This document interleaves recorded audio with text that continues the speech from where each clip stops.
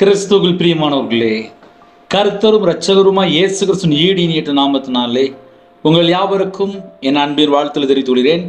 தேவன் அருளிய அப்பம் பிரேயர் மினிஸ்ட்ரி சேனல் மூலியமாக உங்களோடு சந்திப்பதில் மிகுந்த மகிழ்ச்சியுடன் தினம்தோறும் இரவு நேரத்தில் தூங்கும் முன்பாக பரிசுத்த வேதாந்தத்திலிருந்து நாம் ஒரு பகுதியை தியானித்து நம்முடைய குடும்ப பாதுகாப்பிற்காக நாம் ஜெபித்து வருகிறோம். தூங்கும் முன்பாக தினம்தோறும் கேளுங்கள். யோனா 4ஆம் அதிகாரம் 3, 4 மற்றும் 2ஆம் வசனம். இப்போதும் கர்த்தாவே, என் பிராணனை என்னை விட்டு எடுத்துக்கொள்ளும். நான் உயிரோடு இருக்கிறதை பார்க்கிலும் சாகிறது நலமாயிருக்கும் என்றான். இந்த இரவு நேரத்தில் செய்தி என்ன அப்படின்னா, சில குடும்பத்திலே பிரச்சனை தாங்க முடியல அப்படின்னா அவங்க வாயில புறப்படுற வார்த்தை எப்படிப்பட்ட வார்த்தையா இருக்கும் அப்படின்னா, போதும் கர்த்தாவே, போதும் கர்த்தாவே, நான் உயிரோடு பார்க்கிலும் சாகிறது நலமா இருக்கும். இவங்க மனசுல ஒரு காரியம் யோசிப்பாங்க, அது ஒருவேளை நடக்கலை அப்படின்னா இதுக்கப்புறம் நான் ஏன் வாழணும், அந்த அளவுக்கு ஒரு வெறுப்பு. இவங்க ஒரு கால்குலேஷன் போடுவாங்க, அது ஒருவேளை நடக்கலை அப்படின்னா உடனே ஆப்போசிட்டான வார்த்தை வாயிலிருந்து பேசுவாங்க. இது நிறைய குடும்பத்திலே சாதாரணமாக நடக்கும். நிறைய தாய்மார்கள் வீட்டில் உள்ள பிரச்சனை, இல்லை வேலைக்கு ஒரு இடத்துல உள்ள பிரச்சனை, இல்லை கடன் பிரச்சனை, சில வீட்டில் மாமியார் தொந்தரவாக இருக்கலாம், கல்யாணம் முடிஞ்சதுக்கப்புறம் கொஞ்சம் நகை பாக்கி இருக்கும், இல்லை பணமாக இருக்கும், வீட்டில் ஏதோ ஒரு காரியத்தில் மன அழுத்தம், ரொம்ப பாரமாக இருப்பாங்க. அவங்க இருதயத்துக்குள்ளே என்ன வார்த்தை யூஸ் பண்ணுவாங்க அப்படின்னா, போதும் கர்த்தாவே, என் பிராணனை என்னை விட்டு எடுத்துக்கொள்ளும். நான் இனிமேல் உயிரோடு வந்து எதுக்கு, போதும்பா, இவ்வளோ பெரிய பிரச்சனையை என்னால் தாங்க முடியல, என் உயிரை எடுத்துருங்க அப்படின்னு சொல்லி சில குடும்பத்திலே வாலிப பிள்ளைகளாக இருக்கலாம், தாய்மாராக இருக்கலாம், அம்மாமாராக இருக்கலாம், வயசான பாட்டிமாராக இருக்கலாம். சில குடும்பத்திலே நல்லா சாப்பிட்டு நல்ல ஆரோக்கியமாக இருப்பாங்க, நல்ல குடும்பமாக இருக்கும். ஏதோ ஒரு நிந்தை, அவமானம், பிள்ளைகளுடைய வாழ்க்கையில் சில பிரச்சனைகள், சில குடும்பத்திலே குடும்ப தலைவர் கர்த்தரை விட்டு தள்ளி போயிடுவாங்க, வீட்டுக்குள்ளே சமாதானம் இருக்காது. சில குடும்பத்திலே வீட்டுக்குள்ளே பாவ அடிமையில வாழ்ந்துட்டு இருப்பாங்க. அதை தாங்க முடியாமல் சில குடும்பத்திலே தாய்மார்கள் ரொம்ப இந்த மாதிரி வார்த்தைகளை மனசுக்குள்ளே யோசிச்சுக்கிட்டே இருப்பாங்க. சில குடும்பத்திலே இப்படி ஜெபிக்கிற, இந்த மாதிரி அவிசுவாசமான வார்த்தையை யூஸ் பண்ணி ஜெபிக்கிற சில குடும்பமும் இருக்கு. அப்போ இரவு நேரத்தில் செய்தி என்ன அப்படின்னா, ஏன் ஒரு குடும்பத்துக்குள்ளே சமாதானம் இல்லை, ஏன் ஒரு குடும்பத்துக்குள்ள வேதனை, ஏன் ஒரு குடும்பத்துக்குள்ள பிரச்சனை, நம்ம எந்த மாதிரி வேர்டுகளை யூஸ் பண்ணுறோம், அது ரொம்ப முக்கியம். நானும் உலகத்துக்குள்ள தான் இருக்கேன், என் வாழ்க்கையிலும் பாடுகள் வந்துச்சு, என் வாழ்க்கையிலும் பிரச்சனைகள் வந்துச்சு, என் வாழ்க்கையில் நிந்தைகள், அவமானம் எல்லாம் வந்துச்சு. நானும் கடனில் கஷ்டப்பட்டேன், நானும் வியாபாரத்தில் இருக்கும்போது கடனில் கஷ்டப்படும் போது தாங்க முடியாத சூழ்நிலையில 2016 ஊரை விட்டே போயிட்டேன். என் வாழ்க்கையிலையும் நிந்தைகள், அவமானம்லாம் வந்துச்சு. ஆனால் இந்த கடைசி காலத்தில் சில குடும்பத்தில் சின்ன பிரச்சனையாக இருக்கும், கணவன் மனைவிக்குள்ள சின்ன பிரச்சனையாக இருக்கும். இப்போ தான் கல்யாணம் முடிஞ்சிருக்கும், கல்யாணம் முடிஞ்சு 1 வருஷம் தான் இருக்கும், ஒரு சில மாதம்தான் இருக்கும். இந்த கொரோனாக்கு அப்புறம் நம்ம கிருபையின் காலத்தில் உயிரோடு வாழ்கிறோம். கர்த்தருடைய பிள்ளைகள் எந்த மாதிரி வார்த்தைகளை நம்ம யூஸ் பண்ணுறோம், இதை ஏன் இரவு நேரத்தில் சொல்ல வேண்டியிருக்கு அப்படின்னா, யோனா தீர்க்கதரிசி தான், தேவனுடைய தீர்க்கதரிசி. ஆனால் தேவன் எப்படிப்பட்டவர் யோனாவுக்கு தெரியும். 2ஆம் வசனத்தை அழகா யோனா தீர்க்கதரிசி சொல்கிறார். யோனா கர்த்தரை நோக்கி விண்ணப்பம் பண்ணி ஜெபந்தான் பண்றாரு. கர்த்தரை நோக்கி விண்ணப்பம் பண்ணி, கர்த்தாவே, நான் என் தேசத்தில் இருக்கும்போதே நான் இதை சொல்லவில்லையா? இது நிமித்தமே நான் முன்னமே தர்ஷிக்கு ஓடிப்போனேன். நீர் இரக்கமும் மன உருக்கமும் நீடிய சாந்தமும் மிகுந்த கிருபை உள்ளவரும் தீங்குக்கு மனஸ்தாபப்படுகிறோமான தேவன் என்று அறிவேன். யோனா தீர்க்கதரிசி தேவனை குறித்து நன்றாக அறிந்து வைத்திருக்கிறார். இப்ப சில குடும்பத்தில் தேவன் எப்படிப்பட்டவர் தெரியாது. தேவன் மன்னிக்கிறவர், அவர் இரக்கம் உள்ளவர், அவர் மன உருக்கம் உள்ளவர், அவர் நீடிய சாந்தம் உள்ளவர், மிகுந்த கிருபை உள்ளவர், தீங்குக்கு மனஸ்தாபப்படுகிறவருமான தேவன். சில குடும்பத்தில் தீங்கு மட்டுமே பண்ணிட்டு இருப்பாங்க, தீமை மட்டுமே பண்ணிட்டு இருப்பாங்க. அந்த குடும்பத்தை தேவன் பார்த்து துக்கப்படுவார். ஐயோ, இவன் இன்னும் மனம் திரும்பலையே, இந்த குடும்பம் இன்னும் பாவத்தில் இருக்கே. அப்போ இந்த இரவு நேரத்தில் செய்தி என்ன அப்படின்னா, ஒரு பாவி மனம் திரும்பும்போது தேவனிடத்திலிருந்து இரக்கங்களை பெற்றுக்கொள்கிறோம். ஒரு பாவி மனம் திரும்பும்போது தேவன் மறுபடியும் ஏற்றுக்கொள்கிறார். தீங்குக்கு மனஸ்தாபப்படுகிறமான தேவன் என்று யோனா தீர்க்கதரிசிக்கு நன்றாக தெரியும். அப்ப இந்த இரவு நேரத்திலே கர்த்தருடைய பிள்ளைகளுக்கு என்ன தெரிஞ்சிருக்கணும் அப்படின்னா, தேவன் எப்படிப்பட்டவர்? அவர் நீடிய பொறுமை உள்ளவர், நீடிய சாந்தம் உள்ளவர், இரக்கம் உள்ளவர், மன உருக்கம் உள்ளவர், தீங்குக்கு மனஸ்தாபப்படுகிற தேவன். இன்னைக்கு சில குடும்பத்தில் பணம் சம்பாதிக்கணும் அப்படின்ட்டு ஒரே காய்மகாரம், ஒரே கசப்பு, ஒரே எரிச்சல், ஒரே கோபம். நிறைய குடும்பத்தில் வைராக்கியம் உள்ள கிடந்துட்டு போக மாட்டேங்குது. சில வீட்டில் ஏன் பிசாசு துரத்துனா போக மாட்டேங்குது அப்படின்னா, வைராக்கியம் பிறந்ததுலேருந்தே வைராக்கியம்.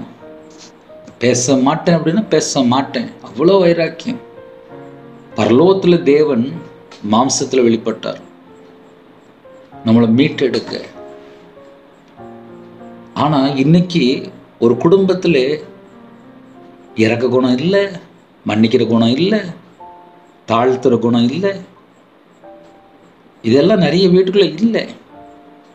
சில குடும்பத்தில் ஐயோ நான் இப்படி தப்பு பண்ணிட்டேனே, இது தப்பு அப்படின்னு சொல்லி உணர்ந்து பார்க்குற கூட சில இருதயம் இல்லை. எப்போ பார்த்தாலும் அப்படியே கடினமா, அப்படியே வைராக்கியமா, இதெல்லாம் சில குடும்பத்துக்குள்ள இருக்கு. ஆனா வீட்டில் ஏதோ ஒரு சின்ன பிரச்சனை வந்துட்டு அப்படின்னா உடனே ஜெபம் பண்ணிடுவாங்க. எப்படிமா, போதும் கர்த்தாவே, இனிமேல் நான் ஏன் வாழணும், இனிமேல் நான் யாருக்கா வாழணும், எது யாரும் புரிஞ்சுக்கலையே, ஐயோ நான் அனாதையா இருக்கனே, நான் திக்கற்ற பிள்ளையா இருக்கனே, என்கிட்ட யாரும் வந்து பேச மாட்டேங்காங்களே. இதுதான் நிறைய வீட்டுக்குள்ள உள்ள கம்ப்ளைண்ட். கர்த்தருடைய பிள்ளைகள் இறங்கி போகணும், விட்டு கொடுத்து போகணும், தாழ்த்தணும், மன்னிக்கணும். கர்த்தருடைய அன்பை மற்றவர்களுக்கு வெளிப்படுத்தணும் அப்படின்னா இறங்கி போகிற சுபாவம் இருக்கணும். சின்ன வயசுலேருந்தே இன்னைக்கு வரைய ஒரே கடினமான இருதயம், கடினமான இருதயமா இருந்துச்சு அப்படின்னா தேவன் எப்படி வாசம் பண்ண முடியும்? இதுதான் சில குடும்பத்தில் உள்ள ஹையஸ்டான பிரச்சனைகள். ஒருவேளை நைட்டு இன்னைக்கு தான் அந்த செய்தி கேட்குறேன் அப்படின்னா கடினமான இருதயமா இருக்கா? நீங்களே தேவனுடைய ஆலயம் என்று எழுதப்பட்டிருக்கு. என் இருதயத்துக்குள்ள இயேசு கிறிஸ்து வரணும் அப்படின்னா கடினமான இருதயமா இருக்கக்கூடாது. தீங்குக்கு மனஸ்தாபப்படுகிற தேவன் என்று எழுதப்பட்டிருக்கு. ஒரு மனுஷன் தீமை செஞ்சுட்டான் அப்படின்னா தேவன் துக்கப்படுவார். இப்போ என் வாழ்க்கையில் நான் சொல்ல முடியும், நான் கையில் பைபிள் எடுத்து வாசிக்கும் போது என்னுடைய வாழ்க்கை எப்படி இருந்துச்சு, கையில் பைபிள் எடுத்து வாசிக்கிறதுக்கு முன்பாக என்னுடைய வாழ்க்கை எப்படி இருந்துச்சு, நான் கர்த்தருக்குள் எப்படி இருந்தேன், கர்த்தரை விட்டு தள்ளி போகும்போது என்னோட வாழ்க்கை எப்படி இருந்துச்சு. எல்லாருடைய வாழ்க்கையிலுமே பழைய வாழ்க்கை, புது வாழ்க்கை. பழைய மனுஷன் எப்படி இருக்கான், நம்ம கிறிஸ்துவுக்குள்ள இருக்கும்போது நம்முடைய வாழ்க்கை எப்படி இருக்கு, தேவன் எப்படிப்பட்ட தேவன் என்று பார்க்கும்போது தீங்குக்கு மனஸ்தாபப்படுகிறமான தேவன். ஒரு குடும்பத்தில் தீமை செஞ்சுட்டே இருக்கிறாங்க அப்படின்னா தேவன் துக்கப்படுவார். யோனா தீர்க்கதரிசி கர்த்தரை குறித்து நன்றாக அறிந்திருந்தார். இப்போதும் கர்த்தாவே என் பிராணனை எடுத்துக்கொள்ளும், என்னை விட்டு எடுத்துக்கொள்ளும் ஜெபிக்கிறார். இப்படியே ஜெபிக்கிறார். ராத்திரி நேரத்தில் வீட்டில் கடன் பிரச்சனையாக இருக்கும், பிள்ளைகள் யார்கிட்டயோ தேவையில்லாமல் பேசிகிட்டு இருக்கும், யார்கிட்டயோ தேவையில்லாமல் பழகிட்டு இருக்கும். சில குடும்பத்தில் கணவர் தேவையில்லாமல் யார்கிட்டயோ பழகிட்டு இருப்பாங்க. இந்த செல்ஃபோனில் மூழ்கி கிடப்பாங்க. தேவையில்லாத பல மணி நேரம் வேஸ்ட் ஆகிட்டு இருக்கும் சில வீட்டில். உடனே அந்த வீட்டில் சில தாய்மார்கள், வயசான அம்மாமார்கள், பாட்டிமார்கள் அவங்களால சொல்லி சொல்லி பார்ப்பாங்க, ஜோம் பண்ணி பார்ப்பாங்க, முடியாது. லாஸ்ட்டு என்ன தெரியுமா சொல்லுவாங்க, போதும் கர்த்தாவே, என் ஜீவனை என்னை விட்டு எடுத்துக்கொள்ளும், நான் இனிமேல் வாழ்ந்து எதுக்கு அப்படின்னு சொல்லி ஒரு தப்பான ஜோம் பண்ண ஆரம்பிச்சிருவாங்க. இன்னைக்கு செய்தி என்ன பிரதர் அப்படின்னா, சில ஜெபங்கள் கரெக்டாக பண்ணுறோமா? நான் மறுபடியும் சொல்கிறேன், எல்லாரும் போல தான் நானும் ஒரு மனுஷன். என் வாழ்க்கையிலும் கஷ்டங்கள், பிரச்சனைகள், போராட்டங்கள் எல்லாம் வந்துச்சு. நம்ம வாயில் புறப்படுற வார்த்தை என்ன வார்த்தை? ஏன்னா இப்போ சில குடும்பத்தில் ஏன் அந்த மாதிரி வார்த்தையை யூஸ் பண்ணுறாங்க அப்படின்னா, இருதயத்துக்குள்ளே கடினமாக இருப்பாங்க, கல்லான இருதயமாக இருக்கும், கசப்பு இருக்கும், வெறுப்பு இருக்கும், பகை இருக்கும், வைராக்கியம் இருக்கும். அவங்களால நிம்மதியாக தூங்க முடியாது, சமாதானம் இருக்காது, கண்ணீர் வாழ்க்கையாக இருக்கும். ஏன் பிரதர் கண்ணீர் வாழ்க்கையாக இருக்குது அப்படின்னா, சகல துர்ச்செயல்களும் உண்டு. இதயத்தில் கசப்பு, வெறுப்பு, பகை, எரிச்சல், கோபம், சண்டை இதெல்லாம் இருந்துச்சு அப்படின்னா, இருதயத்தில் இப்படிலாம் இருந்துச்சு அப்படின்னா சகல துர்ச்செயல்கள் இவைகளெல்லாம் பேய்த்தனத்துக்கு அடுத்ததுமா இருக்கிறது. ஒரு பிசாசு ஏன் வீட்டுக்குள்ளே வந்துச்சு அப்படின்னா, இடம் கொடுத்தா வரத்தான் செய்யும். பக்கத்து வீட்டில் இருக்க ஒரு குடும்பத்தில் பேச முடியல, மன்னிக்க முடியல, எரிச்சல், கோபம், கசப்பு இதெல்லாம் ஒரு மனுஷனுடைய வாழ்க்கையில் இருந்துச்சு அப்படின்னா, விட்டு கொடுக்க முடியல, இறங்கி போக முடியல அப்படின்னா அவனோட வாழ்க்கை நல்லா இருக்காது.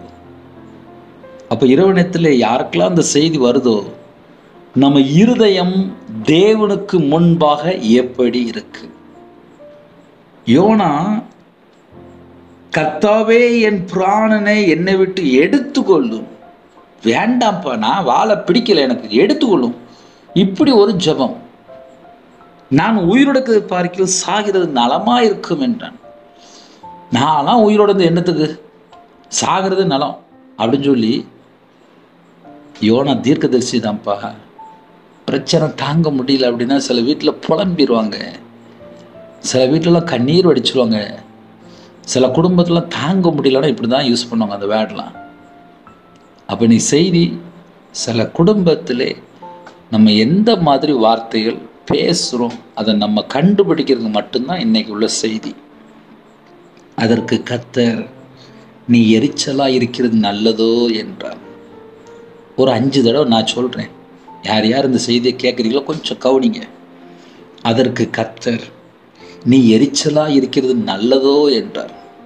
ஒரு மனுஷன் பேசலை, அதற்கு கர்த்தர், நீ எரிச்சலாக இருக்கிறது நல்லதோ என்றார். இப்போ இந்த இரவு நேரத்தில் எந்தெந்த குடும்பத்தில் எரிச்சலாக இருக்கிறீங்க? எரிச்சலாக இருந்தீங்கன்னா ராத்திரி நிம்மதியான தூக்கம் இருக்காது, கெட்ட சொப்பனம் தான் வரும். எந்த குடும்பத்தில் எரிச்சலாக இருக்கிறீங்களோ நீங்களே யோசித்து பாருங்க. அதற்கு கர்த்தர், நீ எரிச்சலாக இருக்கிறது நல்லதோ என்றார். இப்போ இந்த செய்தியினுடைய சாராம்சம் நிறைய குடும்பத்தில் புரிஞ்சிருக்கும். சில வீட்டில் தேவையில்லாத வார்த்தைகளை பேசி கஷ்டப்பட்டு துக்கத்தோடு வாழ்ந்துட்டு இருப்பாங்க. அந்த குடும்பத்துக்கு தான் இன்றைக்கி உள்ள செய்தி. ஏன்னா பேசுகிற வார்த்தைகள் முக்கியம். வீட்டில் சில குடும்பத்தில் கர்த்தரை விட்டு தள்ளி போயிருப்பாங்க, நிறைய கஷ்டத்தில் இருப்பாங்க, தாங்க முடியாத அளவுக்கு பிரச்சனையில் இருப்பாங்க. அப்படிப்பட்ட சில குடும்பங்கள் உண்டு. இந்த செய்தி அவங்களுக்கு நல்லா புரியும்.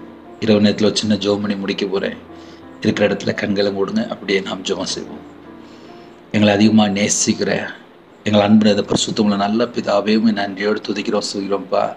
இந்த நாள் முழுதும் கண்ணின் மணியை போல் பாதுகாத்துக்கு நன்றிப்பா.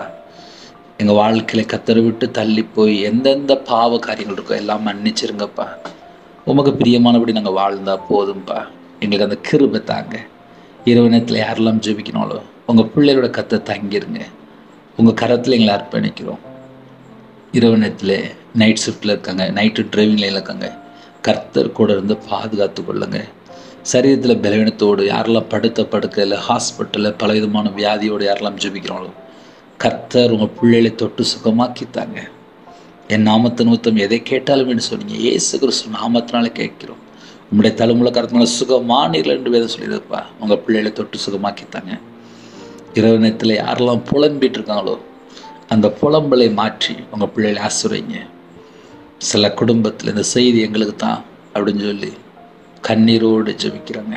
கர்த்தர் அந்த குடும்பத்தை சந்திங்க. வேறு வேறு நாட்டுக்குள்ளே இருக்காங்க. இருக்கிற இடத்துல தனிமை, பலவிதமான பாவ அடிமை, கர்த்தரை விட்டு தள்ளி போயிட்டாங்க. சில குடும்பத்திலே தேவனை மறந்து துணிகரமான ஒரு வாழ்க்கைக்குள்ளே போயிட்டாங்க. அந்த குடும்பத்தை மறுபடியும் மீட்டெடுங்க. நைட் நேரத்தில் கற்பத்தை நீங்கள் ஜெபினா கர்த்தர் மனம் இருங்க. மாதம் இருக்க கர்த்தர் ஆசீர்வதிங்க. டெலிவரி போகிறாங்க பரம வைத்தியர் கூட இருங்க. திருமண தேவைக்கு ஜெபிக்கிறோம். கர்த்தரே கூட இருந்து வாசல் திறந்து கொடுங்க. தேவைகளை சந்திங்க. ரட்சிக்கப்பட்ட குடும்பமாக வேணும். திருமணம் முடிந்ததுக்கப்புறம் எந்த குடும்பத்தில் புலம்பிட்டு இருக்காங்களோ இந்த நாள் முதல் கொண்டு இந்த புலம்பலை மாற்றித்தாங்க. ஆனந்த கழிப்பை மாற்றித்தாங்க. தேவனருளை அப்போ மினிசனில் கர்த்தருடைய கரத்தில் அர்ப்பணிக்கிறோம். இன்பமான தூக்கம் தாங்க. எங்களுடைய ஆவியை உங்களுடைய கரத்தில் அர்ப்பணிக்கிறோம். எங்கள் குடும்பம் முழுதும் இயேசு கிறிஸ்து ரத்தத்தினால் வேலி அடைபட்டோம். கர்த்தர் பொருட்படுத்தலாம். கடன் பிரச்சனை மாற்றித்தாங்க. துக்கத்தோடு கண்ணீரோடு குடும்பத்தை கர்த்தர் சந்திங்க. உங்கள் நாம எடுத்து எல்லா குடும்பத்தையும் உங்களுடைய ஜீவன்கள் அர்ப்பணிக்கிறோம். எங்கள் வாழ்க்கையில் எங்களுக்கு என்ன வேணும் உமக்கு தெரியும்ப்பா. தீங்குக்கு மனசாப்பிடுகிற தேவன் உங்கள் கரத்தில் அர்ப்பணிக்கிறோம். இரக்கமுள்ள தேவன் உங்கள் கரத்தில் அர்ப்பணிக்கிறோம். நீடிய சாந்தமுள்ள தேவன் உங்கள் கரத்தில் அர்ப்பணிக்கிறோம். மன உருக்கமுள்ள தேவன் உங்கள் கரத்தில் அர்ப்பணிக்கிறோம். கர்த்தர் பொருட்படுத்துங்க. இயேசு கிறிஸ்து பிதாவே ஆமீன். தேவனுக்கு மகிமை உண்டாவதாக. கர்த்தர் தாமே உங்களையும் உங்கள் குடும்பத்தின் சகல காரியத்திலும் சம்பூர்ணமாக திருப்தியாக கர்த்தர் கூட இருந்து ஆசீர்வதிப்பாராக. ஆமீன். கர்த்தராகிய இயேசு கிறிஸ்துவின் கிருபையும் பிதாவாகியோட அன்பும் பரிசுத்தனுடைய ஐக்கியமும் இப்பொழுதும் எப்பொழுதும் சதா காலங்களிலும் நம்மளோடு கொடுப்பதாக. ஆமீன். கிறிஸ்துவ பிரியமானவர்களே, ஜெபிக்க விரும்பினால் 9363064181 என்ற நம்பர் தொடர்பு கொள்ளுங்கள். நாங்கள் உங்களுக்காக குடும்பத்துக்காக ஜெபிப்போம். நீங்களும் உங்களுடைய ஊழியக்காக தொடர்ந்து ஜெபித்து கொள்ளுங்கள். God bless you.